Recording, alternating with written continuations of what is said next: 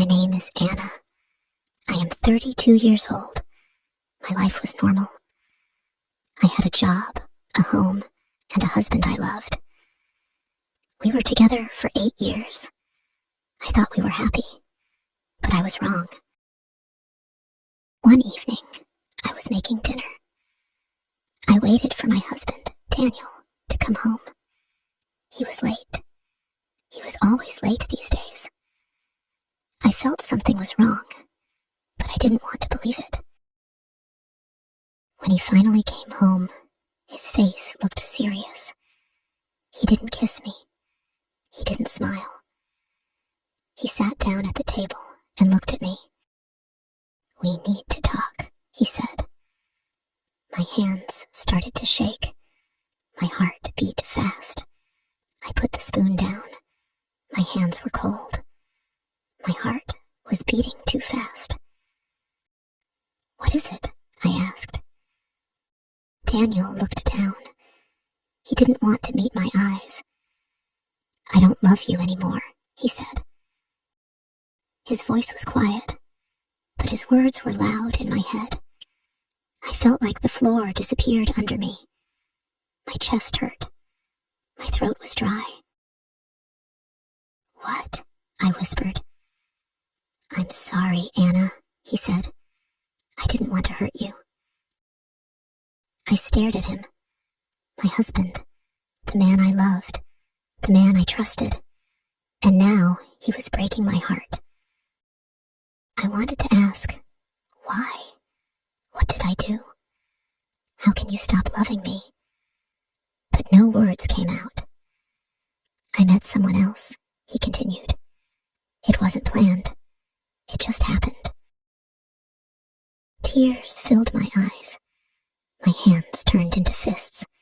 It just happened.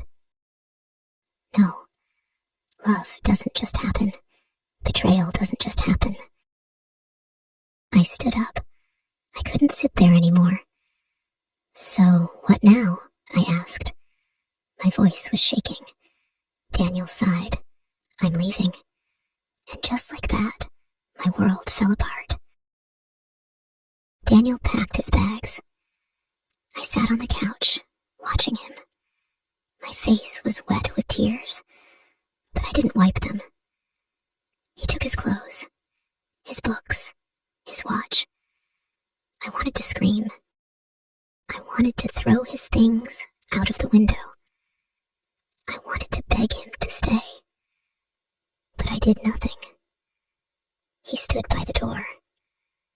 "I'm really sorry," he said again. I didn't answer. He sighed. Then he opened the door and left.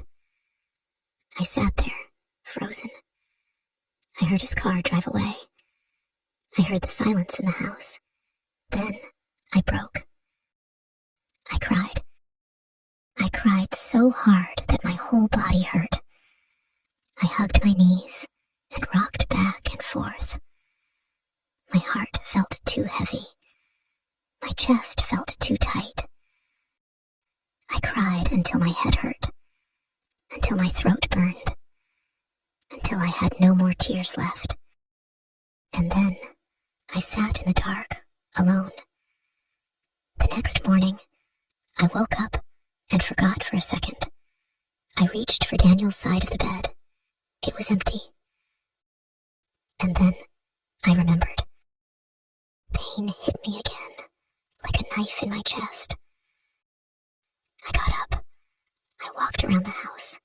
His things were gone. His smell was gone. But his ghost was everywhere. His empty chair at the table. His coffee mug in the sink. His slippers near the door. Everywhere I looked, I saw him. But he wasn't there. I went to the bathroom and looked in the mirror. My face was pale. My eyes were red.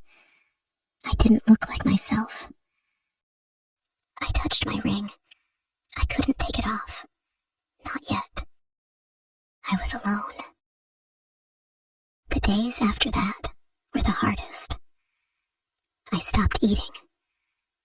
Food had no taste. I stopped sleeping. Every time I closed my eyes, I saw him. At work, I pretended to be fine.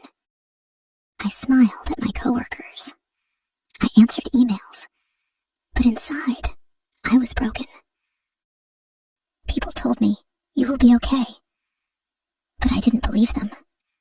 Nights were the worst. The bed was too big. The silence was too loud. I held my pillow and cried myself to sleep. Sometimes, I picked up my phone and wanted to text him, but I didn't, because I knew he was with her now. One day, I went to the store. I walked past a coffee shop, and then I saw him, Daniel. He was sitting at a table with a woman. She was young, beautiful.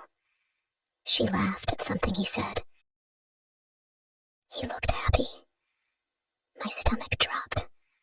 My hands felt cold. I wanted to run. I wanted to scream.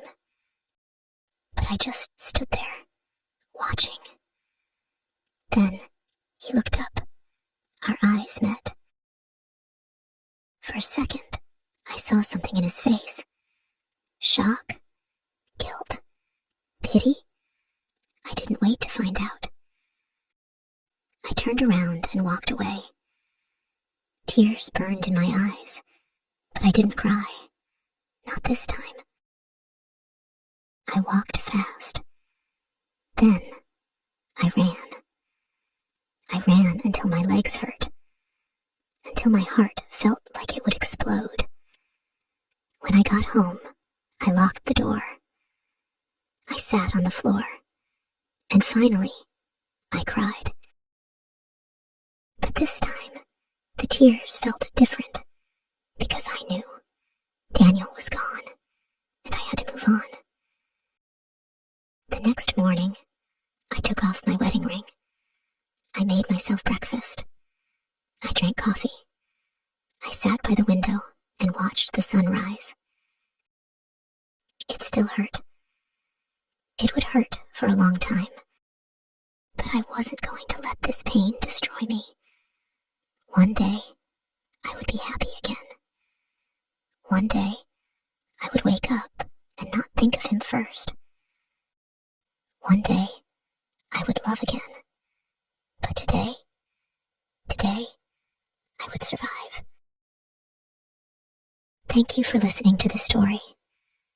Life is full of difficult moments, but every ending is also a new beginning. No matter how hard the pain is, time will heal, and new happiness will come. If you enjoyed this story, please like, share, and subscribe for more emotional stories. Your support means so much. See you in the next story.